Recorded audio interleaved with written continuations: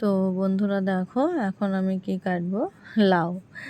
এই লাউটা মানে কেনা নয়, আমার একটা স্টুডেন্টদের বাড়িতে হয়েছে, তো সে পড়তে এসে দিয়ে গেছে। তো দেখো লাউটা কত সুন্দর দেখতে লাগছে, যেন মনে হচ্ছে এইভাবে সাজিয়ে রেখে দিই, কিন্তু না, কাটতে হবে। সাজিয়ে রাখলে তো থাকবে না, এটা সাজিয়ে রাখলে যদি থাকা মতো হতো তাহলে রেখে দিতাম। দেখতে এত সুন্দর লাগছে। আর ওদিকে আর সারা বসে আছে, সে ফোন দেখছে পাশে বসে। এ দেখো আমি কেটে নিলাম, চির করে নিলাম। তো লাউটা পুরোটাই ছিলে আমি রান্না করব।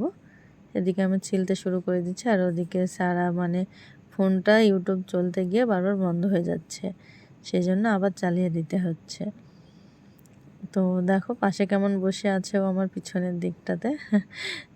আর এদিকে আমি লাউ ছিলছি।